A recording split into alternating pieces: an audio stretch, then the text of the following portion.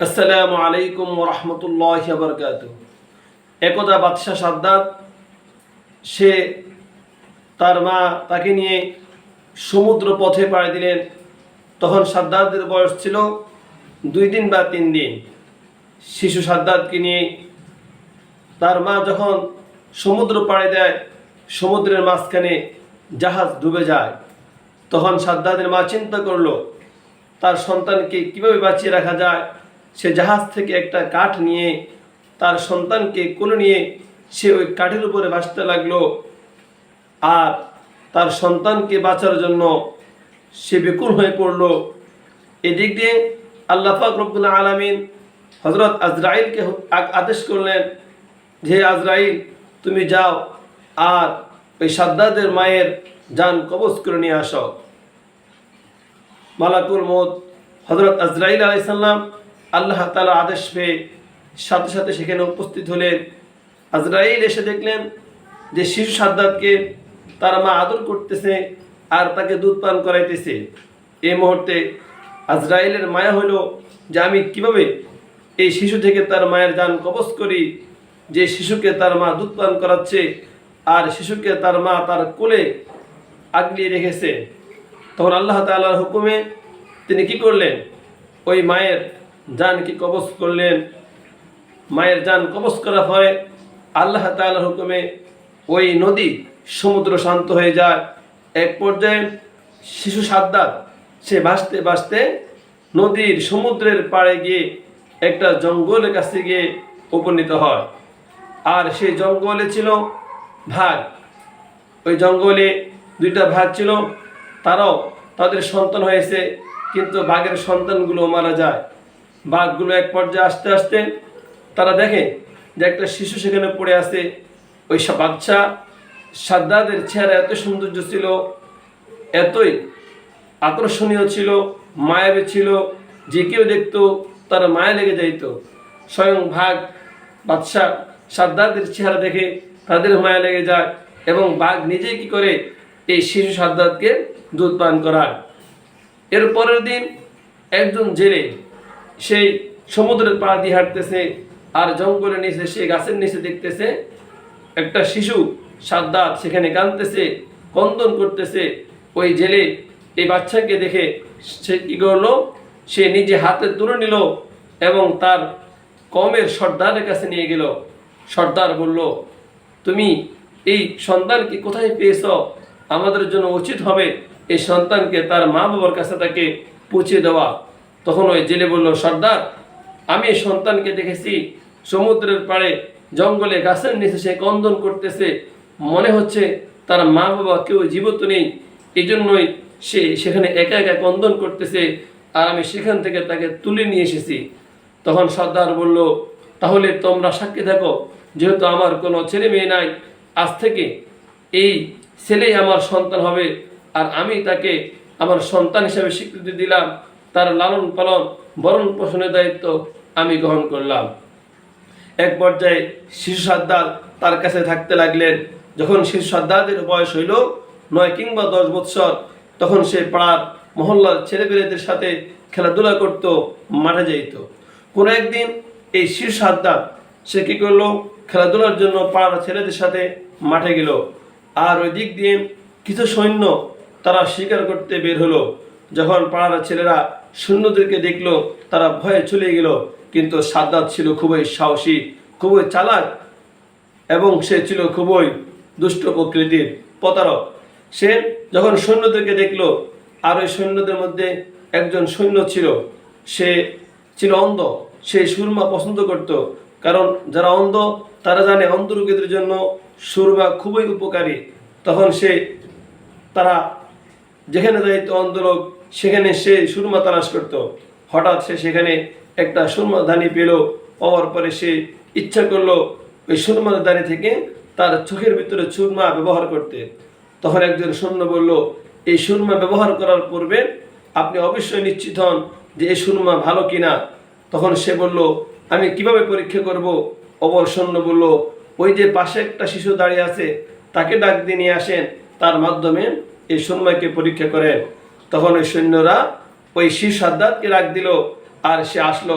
আসার পরে বলল, আমি তো কোনো অন্যায় করি নাই, আপনারা আমাকে কেন আহ্বান করলেন, কেন ডাক দিলেন? তখন সৈন্য বলল যে, তুমি এই সুরমা কি করো, তোমার চোখে ব্যবহার করো, দেখো সুরমা ভালো কিনা। শিশু সাদ্দাত সুরমা নিয়ে যখন তার চোখে ব্যবহার করলো, সাথে সাথে তার অন্তর চক্ষু খুলে গেল।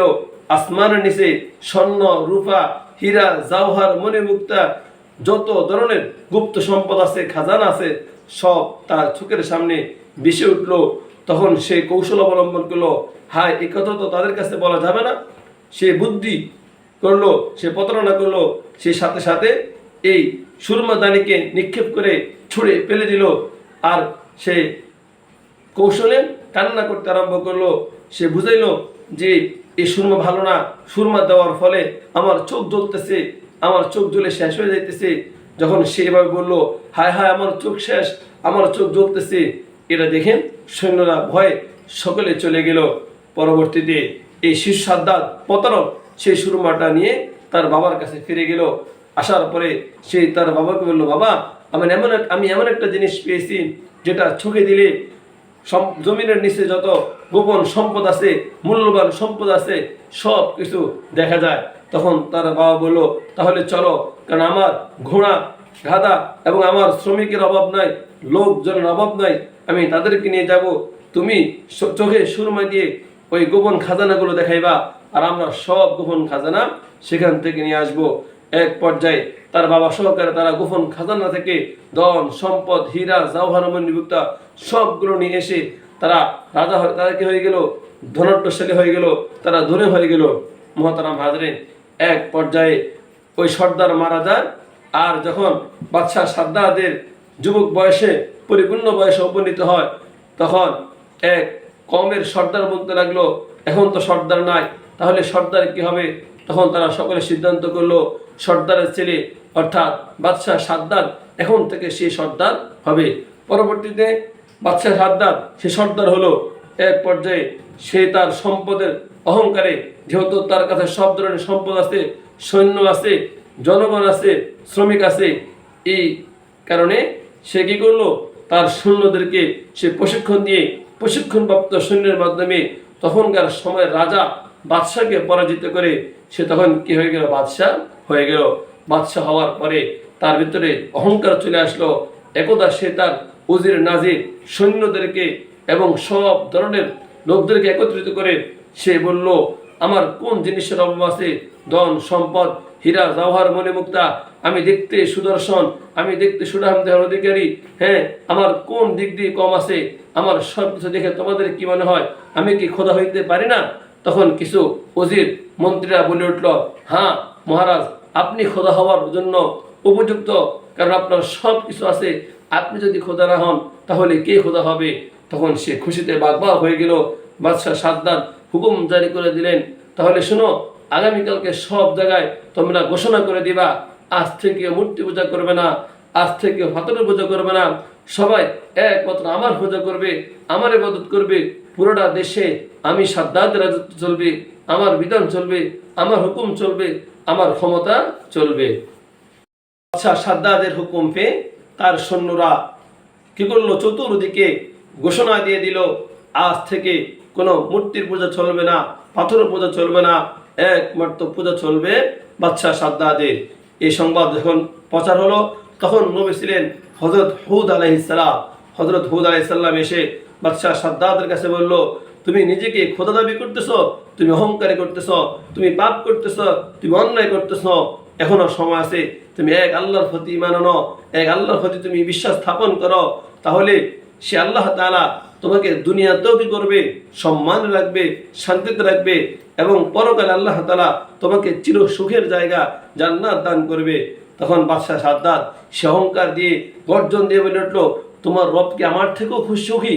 তখন পয়গম্বর হুদ আলাইহিস সালাম বললেন, অবশ্যই আমার পয়গম্বর তোমার চেয়ে বড় ক্ষমতার অধিকারী, আমার রব তোমার চেয়ে বড় ক্ষমতার অধিকারী, আমার রব তোমাকে তোমার অহংকারের কারণে তোমাকে ধ্বংস করে দিবে, তুমি তওবা করো, আল্লাহর প্রতি ঈমান আনো। তখন বাদশাহ সাদ্দাত বললেন, তোমার রবের জান্নাত বানাইতে পারে, আমিও দুনিয়াতে জান্নাত বানাবো, আমিও একটা জান্নাত বানাবো, তোমার রবের জান্নাত থেকে আমার জান্নাত কি হবে, কম হবে না, আমার জান্নাত দেখতে অনেক সুন্দর চমৎকার হবে। পয়গম্বর হুদ আলাইহিস সালাম বললেন, ও সাদ্দাদ, তুমি আল্লাহ তাআলার সাথে টক্কর নিতেছ, আল্লাহ তাআলার ক্ষমতার সাথে তুমি কি করতেছ? টক্কর নিতেছ। আল্লাহর ক্ষমতা সম্পর্কে তোমার ধারণা নাই। তোমার অহংকারের কারণে আল্লাহ তাআলা তোমাকে ধ্বংস করে দিবে। মুহতারাম হাজরিন, হযরত হুদ আলাইহিস সালাম তাকে দাওয়াত দিয়ে চলে গেলেন। সে এদিক দিয়ে বাদশাহ সাদ্দাত কি করলো? তার সকল মন্ত্রীদেরকে, উজিরদেরকে সে বলল, সারা পৃথিবীর আনাচে কানাচ থেকে যত ধরনের স্বর্ণ মুদ্রা আছে সবগুলো সংগ্রহ করো, আর আমার জন্য জান্নাত তৈরি করো। আমার প্রতিটা জান্নাতের একটা ইট হবে স্বর্ণের, একটা ইট হবে রূপার। তখন বাদশার আদেশ পেয়ে তার সৈন্যরা কি করত? পৃথিবীর সারা জাহান থেকে তারা কি করলো? সব ধরনের দামি দামি স্বর্ণ, রূপা, হীরা, জওহর, মণিমুক্তা, ইয়াকুত, মার্বেল, পাথর সবগুলো একত্রিত করলো। আর তারা দীর্ঘ 300 বছর সময় লাগিয়ে হাজার হাজার শ্রমিক মিলিয়ে তারা চিত্তাকর্ষক, খুবই আকর্ষণীয় ভাবে তারা কি করলো? দুনিয়াতে বাদশাহ সাদ্দাতের জন্য তারা বেহেশত তৈরি করলো। এমন বেহেশত, যে বেহেশত দেখা মাত্রই যে কারো মানুষের কি হইতো? চোখ আশ্চর্য হয়ে যাইতো, নজর পড়লে নজর শীতল হয়ে যাইতো। মুহতারাম হাজরিন, আর বাদশাহ সাদ্দাত সেই জান্নাতের ভিতরে হুর বানিয়েছে। ওই তখনকার সময়ের সুন্দর সুন্দর যুবতী মেয়েদেরকে এবং কিশোরীদেরকে এনে সে গিলমান বানিয়েছে। অর্থাৎ আল্লাহ তাআলার জান্নাতে যত নাজ নেয়ামতের ব্যবস্থা আছে সে তার জান্নাতের ভিতরে সবগুলো রাখার চেষ্টা করেছে। সেখানে সে নহর বানিয়েছে, প্রতিটা গাছকে সে স্বর্ণ রূপা দ্বারা বানিয়েছে, প্রতিটা গাছের পাতাকে সে স্বর্ণ রূপা, জওহর, হীরা, মণি মুক্তা দ্বারা বানিয়েছে। এক পর্যায়ে যখন তার জান্নাত বানানো শেষ, তখন সে তার মন্ত্রীকে তাকে সংবাদ দিল, বাদশাহ জান্নাত তো বানানো শেষ হয়ে গেছে। তখন সে বলল, তাহলে একদিন নির্দিষ্ট সময়ে আমি কি করব? আমার শান শওকত হয়ে আমি কি করব? আমার বাদশাহী শ্বাস সজ্জিত হয়ে আমি সেই জান্নাতকে উদ্বোধন করব। মুহতারাম হাজরিন, তখন যখন তার মন্ত্রী এসে তাকে সংবাদ দিল যে বাদশাহ, আমাদের জান্নাত বানানো হয়ে গেছে, জান্নাতের পুরা চিত্র আমরা এমনভাবে তৈরি করেছি যে আপনার চোখ যেখানে পড়বে সেখানে কি হয়ে যাবে? আপনার চোখ শীতল হয়ে যাবে। যখন তার মন্ত্রী তাকে এসে সংবাদ দিল, বাদশাহ সাদ্দাত সে শাহী শান শওকতে সজ্জিত হয়ে শাহী ঘোড়াতে চড়ে এবং সে তার সৈন্য, লস্কর, উজির, নাজির, শ্রমিক সকলকে নিয়ে জান্নাত উদ্বোধন করার জন্য সে রওনা দিল। যখন সে জান্নাতের গেটের সামনে উপস্থিত হলো, এদিকে আল্লাহ পাক রব্বুল আলামিন মালাকুল মউত হযরত আজরাইলকে প্রেরণ করলেন। আজরাইল, যাও, যে সাদ্দাত আমার সাথে অহংকার করলো, আমার সাথে টক্কর দিয়ে, আমার ক্ষমতার সাথে টক্কর দিয়ে সে দুনিয়াতে জান্নাত তৈরি করলো, ওই সাদ্দাতকে ধ্বংস করে দাও, তার জান্নাতকে ধ্বংস করে দাও। আল্লাহর সাথে অহংকার করার পরিণাম কেমন হয় সেটা সাদ্দাতকে বুঝাই দাও। মুহতারাম হাজরিন, সাদ্দাত জান্নাতকে ধ্বংস করার জন্য, সাদ্দাতের অহংকারকে ধ্বংস করার জন্য আল্লাহ পাকের আদেশ পেয়ে মালাকুল মউত হযরত আজরাইল আলাইহিস সালাম সাদ্দাতের জান্নাতের সামনে এসে সুদর্শন যুবকের ন্যায় দাঁড়িয়ে রইলেন। যখন সাদ্দাত জান্নাতের গেটের সামনে উপস্থিত হলো আর মালাকুল মউতকে দেখলো, তখন মালাকুল মউত তাকে বলল, হ্যাঁ, আমি মালাকুল মউত, তোমার জান এখনই কবজ করবো। তখন সে হাসতে আরম্ভ করলো। সে বলল, আমার সাথে তামাশা? হ্যাঁ, আমার সাথে তামাশা করতেছ? সরে যাও, আমি আমার জান্নাতকে উদ্বোধন করব। তখন সে তার সৈন্য, তার উজির নাজিরদেরকে বলল, তোমরা শত্রুকে মোকাবেলা করো। এই কথা বলার সাথে সাথে হযরত আজরাইল আলাইহিস সালাম তার সকল সৈন্যের জান কবজ করে নিয়ে গেল। বলল, কই তোমার সৈন্য সামন্ত, কোথায় তোমার উজির নাজির, কোথায় তোমার এত ক্ষমতা, দেখো। তখন বাদশাহ সাদ্দাত তাকায় দেখলো, হায়, কেউ নাই, সকলে মৃত হয়ে জমিনের সাথে লুটে পড়লো। আজরাইলের ক্ষমতা